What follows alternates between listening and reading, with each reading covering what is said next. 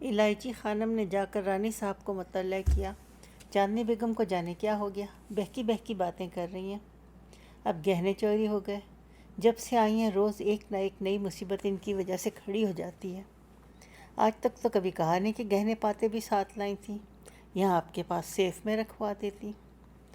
مامائیں مہریاں دالان میں جمع ہو کر اظہار خیال کرتی رہیں، ٹوٹی کوٹری میں گہنے رکھے ہی کیوں تھے اور اب ہم پر چوری کا الزام لگا رہی ہیں۔ الائچی خانم نے فریاد کی، بھئی اب ان سے کہو جائیں کہیں اور۔ سر سے کمبل اوڑھے چاندنی یہ آوازیں سنا کی، کمبل کے باریک سوراخوں سے دھوپ چھن کر اندر آتی تو بند پپوٹوں کے اندر بالکل سرخ سا رنگ دکھلائی پڑتا۔ کچھ دیر بعد ہمت کر کے اٹھی، خواصیں مطبخ کی جانب جا چکی تھی۔ ایک تنہا کوا در میں بیٹھا تھا، عادتاً پلنگ کی پٹی کے نیچے ہاتھ گھمایا۔ وہ ہمیشہ سونے سے پہلے اینک اتار کر رکھ دیتی تھی۔ یاد آیا اینک تو زرینہ سلطان کے آفت بچے نے توڑ ڈالی تھی۔ بہت آہستہ آہستہ چلتی صحن عبور کر کے گیلری میں پہنچی، ٹیلی فون کے پاس گئیں، قمبر کا نمبر معلوم نہیں تھا۔ ڈائریکٹری اٹھا کے دروازے کے پاس اجالے میں لے گئیں، بغیر چشمے کے پڑھنا مشکل تھا۔ آنکھوں کے بہت قریب لے جا کر نمبر تلاش کیا۔ فون پر ایدو بولا، جی ہاں صاحب ہیں، ٹھہریے بلاتے ہیں۔ ہیلو، میں چاندنی بیگم ہوں، 3 کٹوری ہاؤس سے۔ چاندنی، قمبر علی کی آواز آئی۔ آداب عرض۔ ہاں ہاں، بیلا نے ذکر کیا تھا، ہم وہاں آ نہ سکے، مگر آپ کے جاب کے لیے برابر کوشش میں لگے ہیں۔ آپ خیریت سے ہیں؟ جی نہیں، میں بالکل خیریت سے نہیں ہوں۔ ارے آئی ایم سوری، کیا ہوا؟ ان لوگوں نے مجھے اپنے شاگرد پیشے میں رکھا، شادی طے کی، پھر منسوخ، پھر میری اینک ٹوٹی، پھر میرے زیور چوری گئے، پھر مجھے بخار آیا، اور اب یہ لوگ کہتے ہیں یہاں سے چلی جاؤ۔ گھبرائیے نہیں، اتنا کچھ ہو گیا اور آپ کہتے ہیں گھبرائیے نہیں۔ باجی اماں کے پاس جو کچھ بچے کھچے زیور رہ گئے تھے وہی میرا آخری آسرا تھے۔ ہم اب بھی آ رہے ہیں فوراً۔ چاندنی نے دروازے کے اوپر لگے گھڑیال پر نظر ڈالی۔ اس وقت سے پہر کا 3 بجا تھا۔ وہ ریسیور رکھ کر اپنے دالان میں واپس آ گئیں، کمبل تان کر پھر لیٹ رہیں۔ قمبر علی نے کار زناٹے سے لا کر برساتی میں روکی۔ اندر پہنچے۔ وہ 3 کٹوری ہاؤس عرصہ دراز کے بعد آئے تھے۔ اس سے قبل بابی کی دعوت ولیمہ میں شرکت کی تھی تو باہر شامیانے میں ہی بیٹھے رہے تھے۔ گیلری میں جا کر یاد آیا رانی صاحب کا کمرہ اس طرف ہے۔ آگے بڑھ کر جھانکا، رانی صاحب مسہری پر لیٹی تھی، نورن پیر دبا رہی تھی۔ کون ہے؟ انہوں نے پوچھا۔ چچی آداب، ہم ہیں قمبر علی۔ ماشاء اللہ سے، آؤ آؤ، ہم چاندنی کو لے جانے آئے ہیں۔ شاباش، بڑی جلدی چاندنی کا خیال آیا، بیٹھو۔ وہ کہاں ہیں؟ ادھر چلے جاؤ، وہیں ہوں گی، پرسوں سے اٹواٹی کھٹواٹی لیے پڑی ہیں۔ پوچھو گہنے شاگرد پیشے میں کیوں رکھے تھے؟ آپ نے انہیں شاگرد پیشے میں کیوں رکھا تھا؟ اس طرف جگہ نہیں تھی۔ قمبر بپھرے ہوئے کمرے سے باہر نکلے، چاروں طرف دیکھا۔ صحن کے اس پار شکستہ دالان نظر آیا جس کے آگے 2 مامائیں دھوپ سینک رہی تھیں۔ پاؤ قدمے وہاں پہنچے۔ چاندنی، وہ ہڑبڑا کر اٹھی۔ ایک مدھم سا پستہ قد اجنبی سرہانے کھڑا نظر آیا۔ فوراً بال سمیٹے، چپلیں پہنی۔ سامان کہاں ہے؟ کوٹری میں جھانکا، اندر گئے، سوٹ کیس اٹھایا، ہولڈ آل ایک کونے میں لپیٹا رکھا تھا۔ اس میں سے ایک چوہا کود کر باہر آیا۔ چاندنی نے وزیرن کو پکارا، بستر باندھا۔ چلو کسی کو بلاؤ، اسباب کار میں رکھے، قمبر نے اصیل کو حکم دیا۔ میرا لوٹا اور صابن دانی، چاندنی کو یاد آیا۔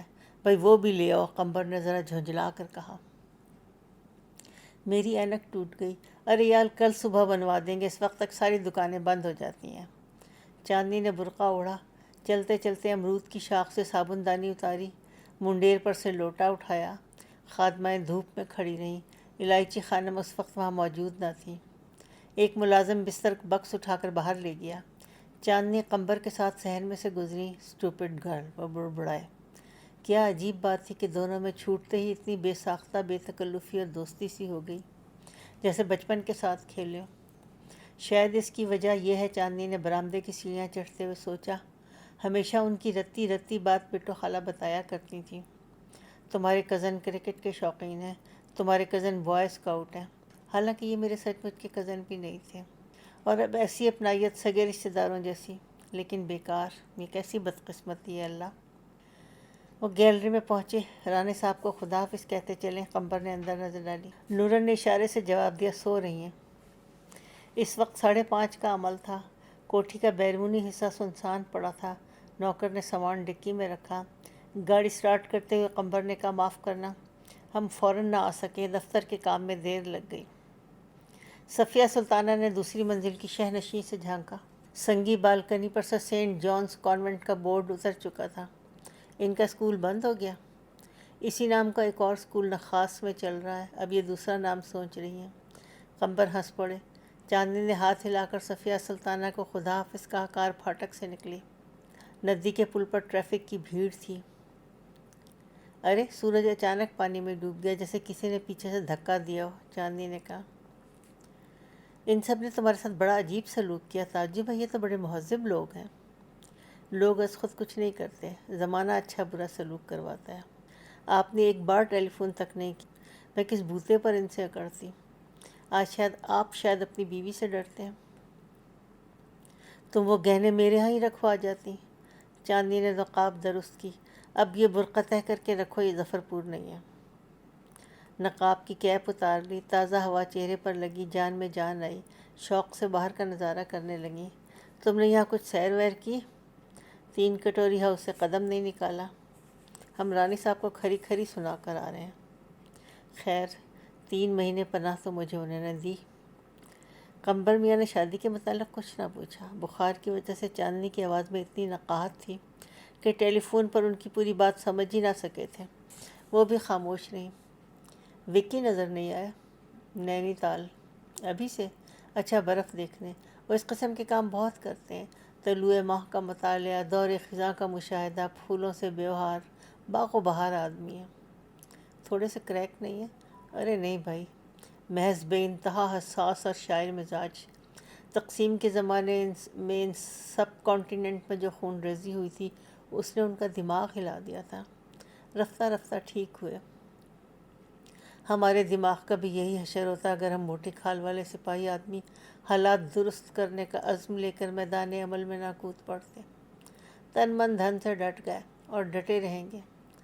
وکی بھی دراصل انقلابی ذہن رکھتے تھے، مگر تم نے ان کے ہاں کا ماحول دیکھا، اس میں وہ مس فٹ تھے۔ ہم نے اپنے گھر کی فضا اپنے خیالات کے مطابق بنا لی، وکی ایسا نہ کر سکے۔ نینی تال اکیلے گئے ہیں؟ ماں، بابی، ارے خدا خیر کرے۔ ان کے دوست بھی کوئی ٹھاکر ہیں، نارائن بخش سنگھ؟ جی ہاں وہی، وہ بھی ماں فیملی وکی بھی میاں کے ہمراہ گئے ہیں۔ تب تو ٹھیک ہے۔ وہاں لالا کاری چند بھی تو ہوں گے، قدیم وفادار ٹھاکر نارائن بخش سنگھ کے بہنوئی رگبیر پرشاد سنگھ ہمارے یار جانی ہیں۔ یہ فیوڈل نیٹ ورک پشتینی وفاداریوں پر قائم تھا، ہماری جنریشن تک ہی باقی ہے۔ وہ گھر جانے کے بجائے یونیورسٹی روڈ پر اتر گئے اور کار کی رفتار آہستہ کر دی۔ ذرا ہوا خوری کر لیں، گھر پہ تو کوتوال بیٹھا ہوگا۔ پھر وکی کا تذکرہ کرنے لگے۔ بابی ہمارے ہم سن ہیں، لیکن دوستی ہماری بڑے بھائی سے ہے۔ وہ بہت ہی غیر معمولی قسم کے آدمی ہیں چاندنی، اور ایک سچے ہیومنسٹ۔ ہمیں ان کی طرف سے بڑی فکر رہتی ہے، کس طرح ان کی زندگی رائے گاہ جا رہی ہے۔ تم نے ان کا گھرانہ دیکھا؟ سب فضول جعلی قسم کے انسان، سوائے ان کے والد کے جو بے حد نفیس آدمی ہیں لیکن بے اثر۔ اور صفیہ بوگس رومان پرست، وہ تو آپ کے لیے بیراگن بن گئی۔ واقعی عیش و آرام وافر ہے، کریں کیا، ایک رومانٹک کر بھی صحیح۔ یہ جو غریب لڑکیاں دن بھر اسکولوں میں جان کھپاتی ہیں، دفتروں میں کلرکی کرتی ہیں، ان کے پاس ایسی رومان پرستی کی فرصت نہیں۔ لیکن چاندنی، میرے ہاں تو افسوس یہ کہ الٹا حساب ہو گیا۔ کیا؟ ہماری بیوی انہی جد و جہد کرنے والی بے نوار لڑکیوں میں سے تھی، ہمارا خیال تھا ہماری کامریڈ ثابت ہوں گی، مگر نہ جانے کیوں وہ صفیہ سلطانہ ٹائپ بن بیٹھی، غالباً گزشتہ محرومیوں کی تلافی کرنا چاہتی ہیں۔ عرصے کے بعد انہیں ایک ہم سخن ملا تھا، ایک ایسی ہستی جو ان کی مرحومہ ماں کی نام لیوا تھی۔ وہ دل کی بھڑاس نکالنا چاہتے تھے۔ تم بڑی ہوش مند لڑکی ہو۔ آپ نے ذرا سی دیر میں کیسے اندازہ لگایا؟ قمبر میاں نے اپنے سر کی طرف اشارہ کیا۔ بدھی اور جرنلسٹ کا تجربہ۔ 3 مہینے تم نے ان لوگوں کے ہاں مصیبتیں جھیلیں، مگر ہمیں فون نہیں کیا۔ مجبوری درجے ہی آج بلایا، تمہاری جگہ کوئی اور ہماری مدد کی حقدار پریشان حال لڑکی ہوتی تو ہماری جان کو آ جاتی۔ ہم اڑتی چڑیا کے پر گنتے ہیں، بس ایک باری دھوکہ کھا گئے تھے۔ اچھا اب تم ہمارے یہاں رہو گی؟ ذرا قرینے سے بیلے کو سمجھاتی رہنا، ان کی شاپنگ کا جنون ہمارے لیے ایک پرابلم بن گیا۔ ممکن ہے آپ ان کو زیادہ وقت نہ دیتے ہیں۔ فالتو وقت ہمارے پاس ہے کہاں، 3 ہفتہ وار رسالے چھاپ رہے ہیں ہم، ان سے کہا ٹائپنگ ہی سیکھ لیں۔ وہ لیٹی ملز اینڈ بونز پڑھتی رہی، پھر دراصل چند مہینے پیشتر ان کو ایک بھاری صدمے سے دوچار ہونا پڑا، اس وجہ سے ہم بھی طرح دے گئے۔ اب تم ہی ذرا انہیں سمجھانا، امی جینا نے بتلایا تھا کہ تم سائیکالوجی پڑھاتی تھی۔ بیلا بیچاری کی تعلیم معمولی ہے، البتہ سلم وزڈم بہت رکھتی ہیں۔ ہم یہی تجزیہ کر کے خاموش رہتے ہیں، ہمیں بہت خوشی ہے کہ تم ہمارے گھر چل رہی ہو۔ چاندنی گھبرا گئی، فوراً بات کا رخ تبدیل کیا۔ جس طرح آپ نے بیلا کے متعلق تجزیہ کیا ہے، صفیہ کے بارے میں بھی معروضیت برتی ہے۔ ممکن ہے محض رومانٹک کرب نہ ہو، سچ مچ کا عشق ہو۔ آپ ان کے ساتھ زیادتی کر رہے ہیں۔ عشق، ہاں ہاں، بیلا سے شادی کا فیصلہ کرتے وقت ہم نے بھی اپنے اور ان کے دونوں کے متعلق یہی سمجھا تھا۔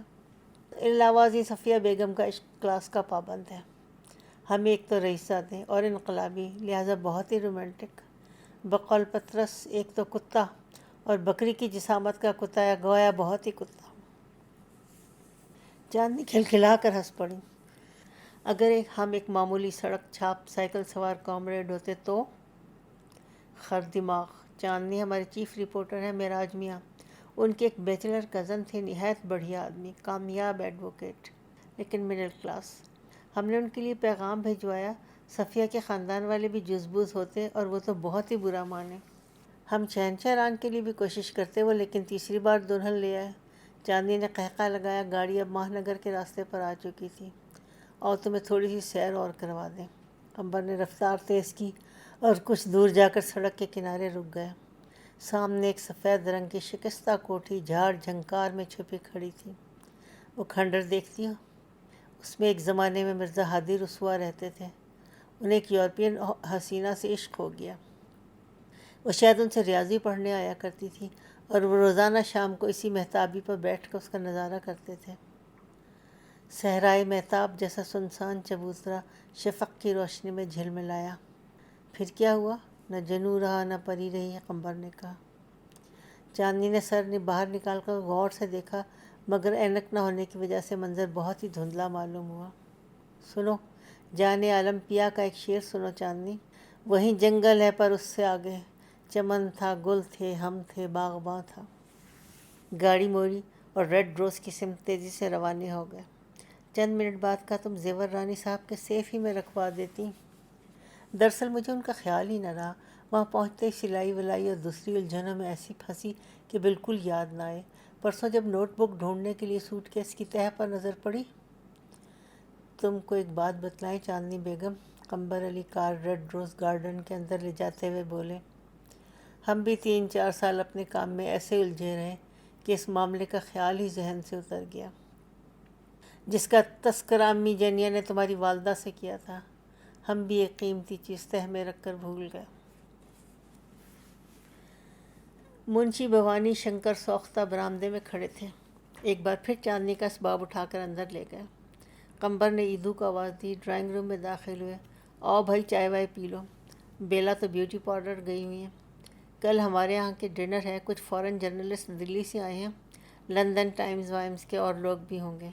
تم یہاں 4 آدمیوں سے ملو گی، ملازمت کی راہ نکل آئے گی۔ ایدو چائے کی ٹرے لے کر حاضر ہوئے۔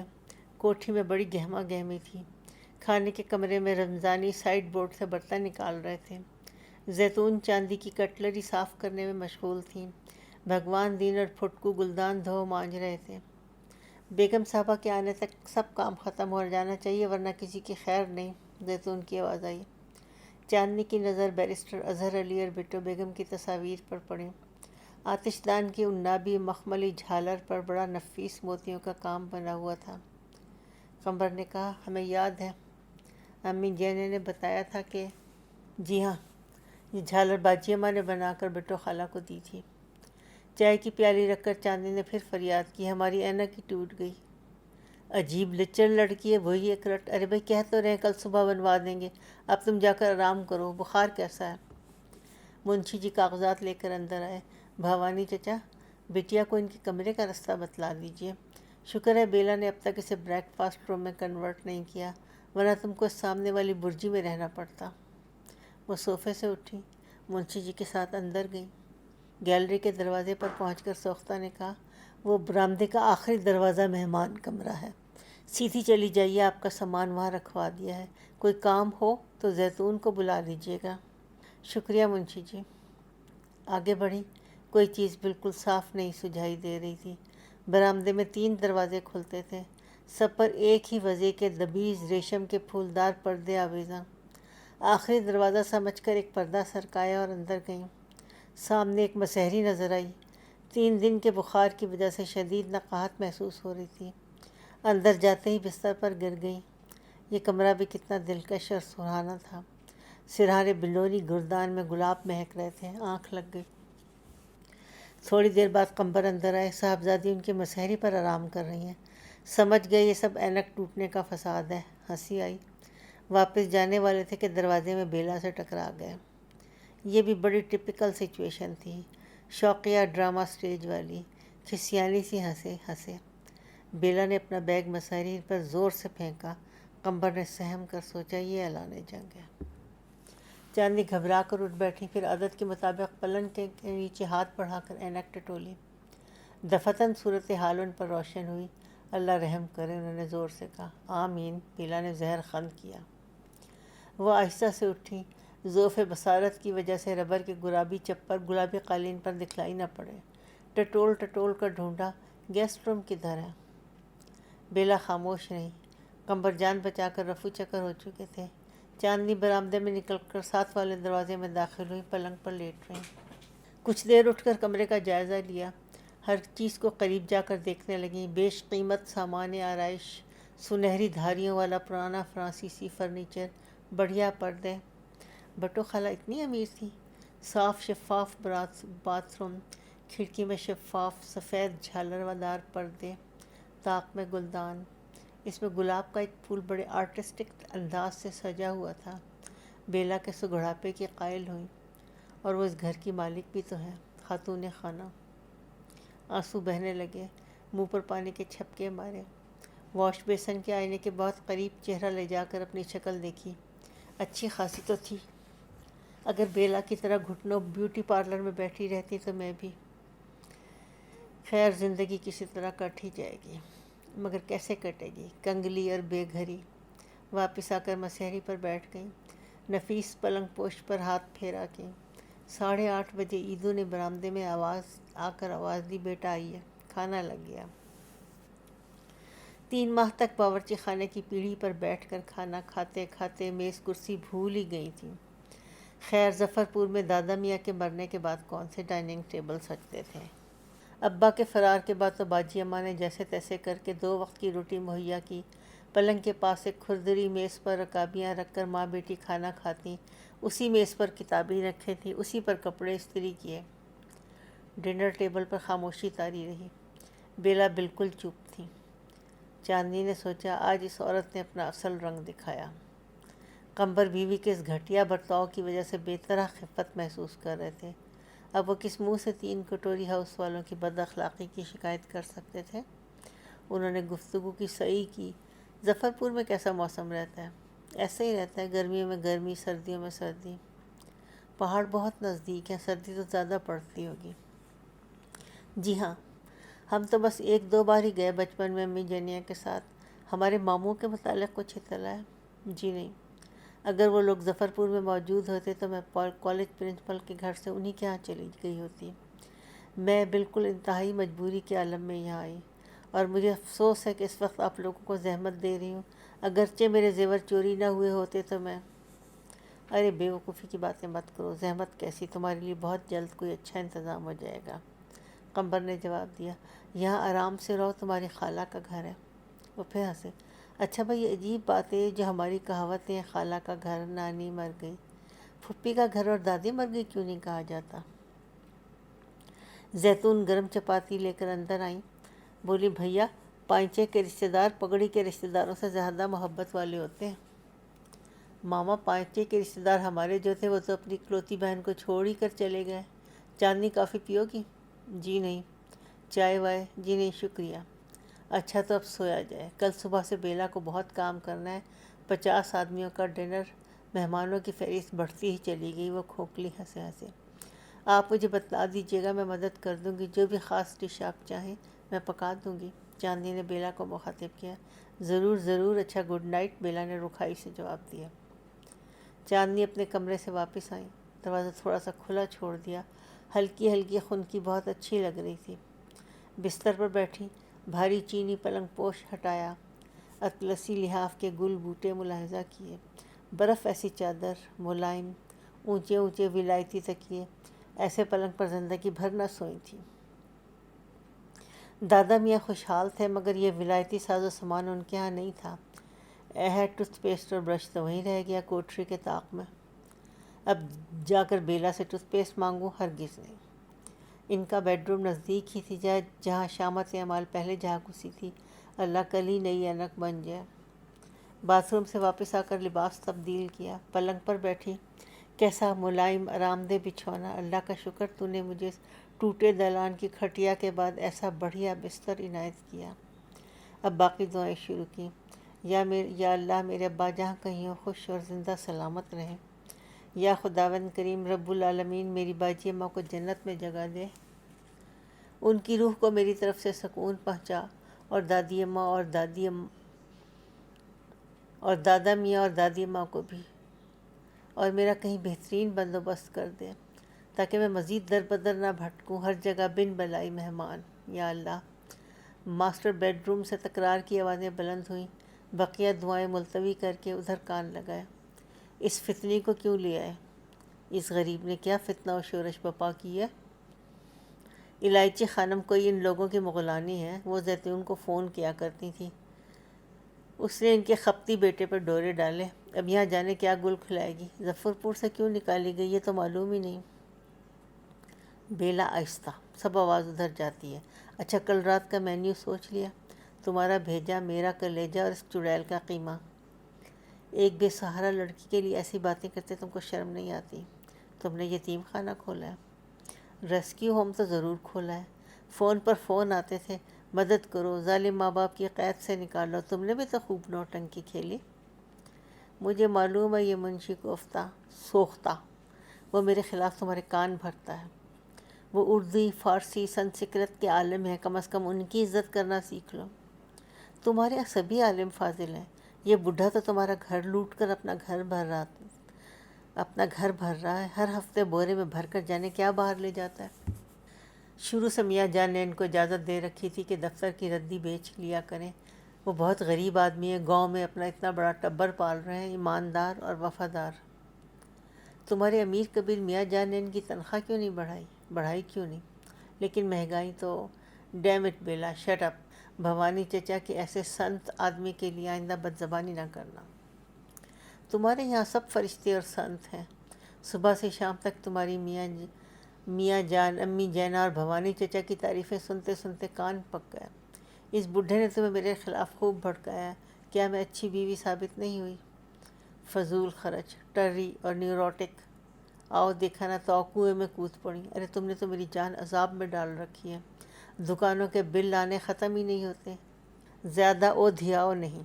اس گھر کی ہر چیز دقیانوسی ہے، میں اسے الٹرا ماڈرن بنانا چاہتی ہوں، سویڈش سٹائل۔ بمبئی میں تو تم محل میں رہتی تھی۔ بیلا تعجب ہے لوگ اپنا پرانا وقت کتنی جلدی بھول جاتے ہیں، اور آج کھانے کی میز پر تم نے مجھے کتنا نادم کیا، گھر آئے مہمان کی بے عزتی۔ میں اس گھر کی مالک ہوں اور میری اجازت یہاں کوئی مہمان پیمان نہیں آ سکتا۔ بیلا تم بمبئی جاؤ، کچھ ہمیں سکون ملے۔ میں کیوں جاؤں، گھر میرا ہے، میں تم کو نکال سکتی ہوں، ماں اس پھولا لگی مرغی کے۔ ہم باغ میں خیمہ لگا لیں گے۔ باغ بھی تم بھولتے ہو میرے نام کر چکے ہو۔ اماں ابا نے دنیا دیکھی ہے، انہوں نے کہا تھا یہ امیر زادے ہیں، جب جی چاہے کوئی تمہاری دوسری سر پہ لا بٹھائیں گے، اس کی پیش بندی میں نے کی۔ ہم نے اس بیچاری کو تمہارے سر پر لا بٹھالا ہے۔ پہلے تم گھاس کھا گئی ہو۔ میاں جان، امی جنیا کے زمانے میں یہ مکان مہمانوں سے بھرا رہتا تھا، طرح طرح کے حاجت مند آ کر ہفتوں یہاں ٹھہرتے ہیں، وہ دونوں ان سب کی دلجوئی میں لگے رہتے ہیں، ناخواندہ مہمانوں کی بھی خاطریں کرتے ہیں۔ تم ہو کہ ایک بے ضرر اندھی دھندھی لڑکی کی وجہ سے چند گھنٹوں میں بوکھلا گئے۔ چپ ہو جاؤ ورنہ اب ہمیں تو آ جائے گا۔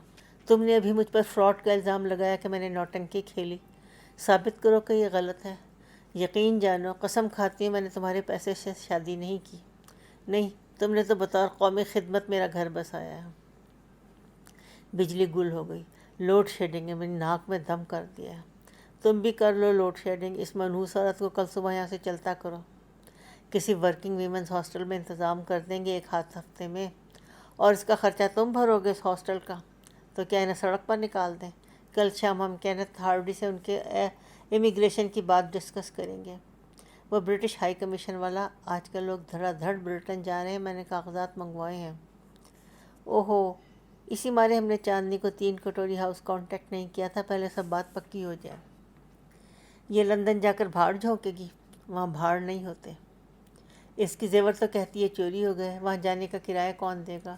سب اٹھائے گیرے یہی رونا روتے ہیں، پٹوا چوری ہو گیا، بستر چوری گیا، اگر تھے بھی زیور تو کیا پتہ اسی کے تھے۔ وہاں ظفر پور میں کسی کے گھر سے چرا کر بھاگی، آئی بڑی زیوروں والی، فقیرنیوں کا سا تو حلیہ۔ بیلا، مت بھولو تم کس حلیے میں پہلی بار ریڈ روز میں آئی تھی۔ تو یہ لندن کا ٹکٹ تم خریدو گے؟ کیوں نہیں؟ سمندری جہاز کا کرایہ ہی کتنا ہے، کیا میں اپنی خالہ کی لڑکی کے لیے اتنا بھی نہیں کر سکتا؟ اوئے ہوئے، خالہ کی لڑکی کو دیکھو۔ لندن پہنچتے کسی کاؤنٹی کونسل اسکول میں پہلی سپلائی ٹیچر ہو جائیں گی۔ چاندنی بیگم یہ تو کرا سن کر مضطربی پہلے امریکہ بھیجی جا رہی تھی، اب لندن۔ بٹو بیگم مرحومہ کا ڈریسنگ روم خوابگاہ اور مہمان کمرے کے بیچ میں پڑتا تھا۔ اس کے دونوں دروازے کھلے ہوئے تھے۔ بجلی غائب ہونے کے سبب سارے میں گھپ اندھیرا چھا گیا۔ چاندنی بستر سے نکلی، ڈریسنگ روم میں پہنچی، ایک کونے میں رکھے لحاف توشکوں کے اونچے انبار سے جا ٹکرائیں، وہیں بیٹھ کر دروازے سے کان لگا دیے۔ اللہ کی شان، اس چپڑ قنات کو تم انگلینڈ بھیجو اور ہم یہاں جوتیاں چٹ کھائیں۔ بیلا، تم بالکل دیوانی ہو گئی ہو۔ اس سے نکاح کیوں نہیں کر لیتے؟ ایسا بھی ہو سکتا ہے، امی جانیہ کی روح خوش ہو جائے گی۔ میاں جان، امی جانیہ دونوں کی روحوں کو ہم نے لوٹن کبوتر اور پریزاد گلاب کی منڈلی سے ناطہ جوڑ کر کتنی تکلیف پہنچائی۔ یہ کارل مارکس کا بھگت بول رہا ہے، زندہ باد۔ زیادہ نہ ٹرراؤ، منہ لگائی ڈومنی، گاوے تال بے تال۔ بیلا پلنگ سے کودی، ایک ایش ٹرے اٹھائی، قمبر کے منہ پر نشانہ باندھا، اندھیرے میں وہ دور جا گری۔ مجھے ابھی طلاق دو، صبح اس گھر سے نکلو۔ قمبر چہرے پر ہاتھ پھیر کر پھر ہنس پڑے۔ ارے ڈنر تو ہو جانے دو، ہم سویرے ہی سویرے چلے گئے تو مہمان کیا کریں گے؟ نکاح نامہ نکالو۔ نکاح نامہ؟ ارے ہاں بھائی، وہ ہے کہاں؟ ہم تو اسے رگبیر پرشاد کے ہاں بھول گئے تھے۔ انہوں نے ہم سے کہا وہ الحمد خالہ کو دے گئے ہیں، اور امدو خالہ کو بیوی تم نے نکال دیا۔ تو اب تم ہی بتاؤ ہم کہاں سے لاویں نکاح نامہ؟ اب ہم جا کر ذرا ووڈکا سے شکل کرتے ہیں، تم نے ہمیں بہت اشتعال دلا دیا۔ نہایت نامناسب گفتگو کی۔ تم تو اب بھی پیے ہوئے ہو۔ نکاح نامہ کی نقل مل جائے گی شہر قاضی کے پاس، ہمارے بمبئی میں تو چیف قاضی مورگے کے ہاں تمام۔ بھائی لاجواب نام ہے، قاضی مرغے۔ گارڈن والا کاغذ بھی مجھے صبح کو چاہیے۔ اس کا کیا کرو گے؟ وہ تمہارے لیے بالکل بیکار ہے۔ کیوں؟ اس پر جو ہم نے دستخط کیے تھے، ہم نے قمبر علی کے بجائے قمر علی لکھا تھا، اور اسے رجسٹر بھی نہیں کرایا تھا۔ بیلا نے ٹائم پیس اور 2-3 ایشٹرے زور زور سے قمبر کی طرف پھینکے، ٹارچ جلائی، ایک کونے میں دھرا سویڈش کرسٹل کا گلدان کھینچ کے قمبر کے چہرے پر دے مارا۔ وہ دیوار سے ٹکرا کر چور چور ہو گیا۔ قمبر نے تعصب سے اسے دیکھا۔ تم نے یہ بھی توڑ ڈالا بیلا رانی شوخ، یہ میری امی جنیہ کا فیورٹ واز تھا۔ جہنم میں جائیں تمہاری امی جنیہ، وہ دانت پیس کر چلائی۔ کیا بکا تم نے؟ قمبر نے پوری قوت سے ان کے رخسار پر تھپڑ مارا۔ دوسرا، پھر تیسرا۔ بیلا کا منہ خون سے بھر گیا۔ قمبر نے سرد آواز میں کہا، اتنے دنوں تم کو ایک نفسیاتی کیس سمجھ کر تمہاری مار پیٹ برداشت کر لی تھی، جاؤ ڈیٹول سے کلی کرو۔ بیلا باتھ روم سے واپس آ کر پلنگ پر اوندھی گر گئی، سسکیاں بھر کر رونے لگیں۔ قمبر نے ٹارچ کی روشنی میں گلدان کی کرچیں چنی اور کمرے کے باہر چلے گئے۔ چاندنی بیگم لحاف کے ڈھیر پر سن سی بیٹھی رہی، بیلا کی طرف سے بہت متفکر ہوئی۔ جانے بیچاری کے کتنے دانت ٹوٹے۔ انسان کے پاس اینک نہ ہو یا دانت نہ ہو تو بڑی پریشانی ہو جاتی ہے۔ یہ تو واقعی چار چوٹ کی لڑائی تھی۔ کل صبح یہ دندان ساز کے پاس جائیں گے، اینک ساز کی دکان پر مجھے ڈراپ کر دیں۔ دبے پاؤں اٹھیں، ٹٹولتی ٹٹولتی اپنے کمرے میں واپس آئیں، پلنگ پر بیٹھ گئیں۔ آدھا گھنٹہ گزر گیا۔ آہٹ ہوئی، گھپ اندھیرے میں کچھ دکھلائی نہ دیا۔ دروازے میں قمبر کھڑے تھے۔ انہوں نے بھررائی ہوئی آواز میں کہا، "I'm very sorry for everything۔ ہمیں معاف کر دو، مگر اس حرامزادی کو ہرگز معاف نہ کرنا۔ اس نے ہماری امی جانیاں ان معظمہ مرحومہ کی شان میں گستاخی کی ہے۔" لڑکھڑاتے ہوئے واپس گئے، بیڈ روم میں جا کر اپنے بستر پر گر گئے۔ چاندنی چاند کی منتظر رہیں تاکہ اس کے اجالے میں اٹھ کر کواڑ اندر سے بند کر لیں۔ چاند تھا کہ فاسفورس سے روشن گوئے چوگان کی طرح سارے آسمان پر لڑکتا پھرتا تھا، اس کھڑکی کے سامنے آ کر ہی نہ دیتا تھا۔ لحاف اوڑھ کر تکیوں کے سہارے نیم دراز ہو گئیں۔ سورج ڈھلنے کے بعد یہاں پہنچی تھی۔ اس وقت شاید رات کا 1 بجا تھا۔ کیسی ہیبت ناک یہ شام گزری۔ 3 کٹوری ہاؤس میں کیا کم ہیبت ناک شامیں گزری تھیں۔ ہلکان سی، لیٹے لیٹے، سستی کے ساتھ چاندنی نے پوری زندگی کا ریویو کرنا چاہا۔ کبھی کبھی اچھے دن بھی آئے تھے، ہمیشہ ایسی بھیانک زندگی تھوڑا ہی تھی۔ دادا کی کوٹھی، ہر طرف رنگ ہی رنگ، نیلی چٹانیں، کاسنی بجری، ہری دھوپ، سرمئی دیواریں، گلے چین اور گلے مخمل کے گچھے، چچا زید بہن بھائیوں کے ساتھ کھیل کود، دادا دادی کے لاڈ پیار۔ اپنی جیپ گاڑیوں میں بیٹھ کر روز پہاڑ پر جایا کرتے۔ بہت اچھی زندگی تھی وہ۔ اور اس کے علاوہ پھر نہیں، اس کے علاوہ تکلیفیں۔ البتہ امتحان پاس کرنے کی خوشی تو بہت ہوتی تھی، اور اس کے علاوہ اور کیا؟ اور کوئی سنہرے دن تھے۔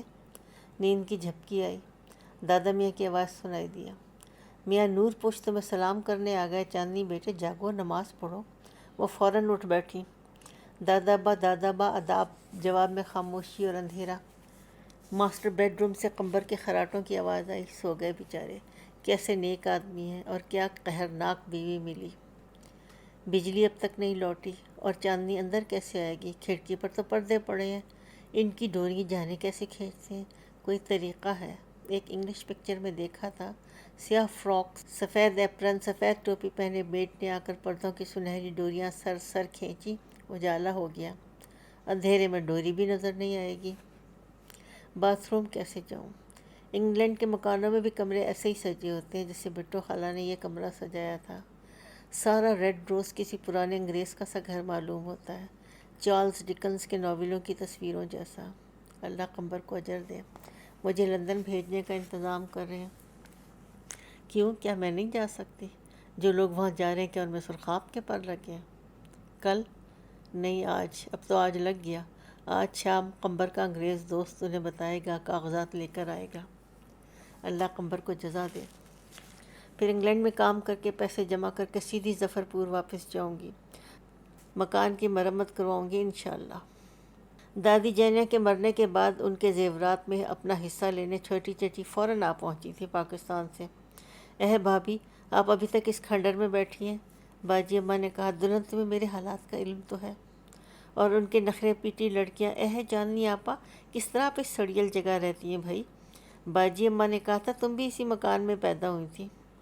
اپنے پہنے ہوئے چمکیلے جاپانی ریشم کے کپڑے سوٹ کیس بھر کر لائی تھی۔ آپا، یہ نئی ریسٹ واچ بھی لے لو، یہ سینڈل بھی لے لو۔ ہم تو اور چیزیں بھی لے آتے مگر کسٹم کا پرابلم تھا۔ پھر شجی بھائی کہنے لگے، "ہم تو بس پر سفر کرتے نہیں، دلی ایئرپورٹ ہی سے ظفر پور آنے کے لیے ٹیکسی کر لی، راستے میں کئی جگہ چائے خانوں پر رکے، گلاسوں میں چائے پی، اتنی مکھیاں، ایسے اناپ شناپ لوگ، اور چائے خانوں کے سامنے وہ بچھی تھی، وہ انہیں کیا کہتے ہیں، وہ رسیاں سی بٹ کر، سٹرنگ۔ باجی اماں نے کہا، "سٹرنگ کوٹ، جی ہاں وہی۔" باجی اماں نے کہا، "بیٹے، تم نے یہ کھاٹ پہلے کبھی نہیں دیکھے؟ تم تو یہاں سے اچھے خاصے 15-16 سال کے گئے تھے ہائی اسکول کر کے، اور بیٹے تمہارے یہاں گاؤں قصبوں کے راستوں میں ایسے چائے خانے نہیں ہوتے۔" اللہ کیسی چھچوری باتیں کرنے لگے تھے وہ سب۔ پھر وجو میاں نہانے کے لیے اٹھے، خیر وہ تو یہاں سے چھوٹے سے گئے تھے، نل کھول کر بولے، "بڑی اماں، آپ کے یہاں running hot and cold water بھی نہیں ہے؟" باجی اماں نے پھر نرمی سے کہا تھا، "بیٹے حمام میں بالٹی مگے رکھے، جا کر نہا لو۔ تو وہ بولے اچھا بالٹی مگے۔ باجی اماں نے چپکے سے کہا چاندنی ان لوگوں کو کیا ہو گیا؟ چچی نے یہ بھی تو فرمایا تھا بھابھی جان آپ تو لالو کھیتیوں کی طرح رہنے لگی، اور ہمارے ہاں سے تو اب لالو کھیتی بھی انگلینڈ امریکہ جا کر کروڑ پتی ہو گئے ہیں۔ باجی اماں نے پوچھا لالو کھیتی کون ہے؟ جمائی لی یا اللہ اب نیند آ جائے، کچھ دیر میں سویرا ہو جائے گا۔ دادی کے گہنوں میں آدھے سے زیادہ چچی بٹور لے گئی۔ میری تین لڑکیاں ہیں، یہ بھی دے دیجئے، علی بند کی جوڑی بھی دے دیجئے۔ آج کل پہنچوں کے زیور کون پہنتا ہے، بیچاری چاندی علی بند کہاں پہنیں گی، میں نے تڑوا کر 2 عدد جھمکے بنوا لوں گی۔ باجی اماں چپ، بعد میں کہنے لگی تو کیا ان سے جاہل عورتوں کی طرح کائیں لڑتی؟ باجی اماں مری، تعزیت تک کا خط نہ لکھا، اور جو بچ گئے تھے زیور، اللہ تو نے میرے گہنے کیوں چوری ہونے دیے؟ آنسو پھر رواں۔ یا اللہ کائنات کو اثر نو بنا، سارے معاملات دنیا کے جو بگڑ گئے ہیں اللہ بالکل شروع سے شروع کر دے تاکہ ایک بار پھر سے آدمی ٹھیک ہو جائے۔ سارے انسان سر بمہر لفافے ہیں، کوئی ایک دوسرے کے متعلق کچھ نہیں جانتا۔ بند پارسل، دم پخت ہانڈیاں، کچھ پارسلوں کے اندر ٹائم بم ہے۔ ہتیلی سے آنسو پوچھے، گلی میں پڑی کی ہول دلی کو چھوا، نہ قمبر نہ وکی۔ خیر اللہ جو کرتا ہے ہماری بہتری کے لیے کرتا ہے، اس کی مصلحت وہی جانے۔ خداوند کریم تیرا لاکھ شکر ہے، تو نے میرے انگلینڈ جانے کا یقیناً بندوبست کر دیا، اور تو نے مجھے ایسا نرم نفیس بستر سونے کو عنایت کیا۔ وہ لحاف کو سر سے اٹھ کر اس طرح بیٹھ گئیں جیسے چڑیا غسل خانے میں بیٹھ جاتی ہے۔ سکون، احساس تحفظ، اطمینان، قناعت، تشکر۔ باتھ روم ہوا، میز کو ٹٹولا، شمعدان پر ہاتھ پڑا، اس کے ساتھ ہی ماچس رکھی تھی۔ شام یہ نقرئی شمعدان دیکھا تھا، ماں موم بتی، چاندی کے کیس میں چھپی ماچس۔ بجلی بار بار غائب ہونے کی وجہ سے ہر کمرے میں موم بتی کا انتظام تھا۔ بیلا کی سلیقہ شعاری کی قائل ہوئیں، ماچس اٹھائی، ایسی کم قیمت حقیر چیز چاندی کے مننے سے کیس میں رکھی تھی، جیسے بیلا سی عورت اس کوٹھی میں بحیثیت بیگم قمبر علی۔ سب اللہ کی قدرت کے کھیل ہیں۔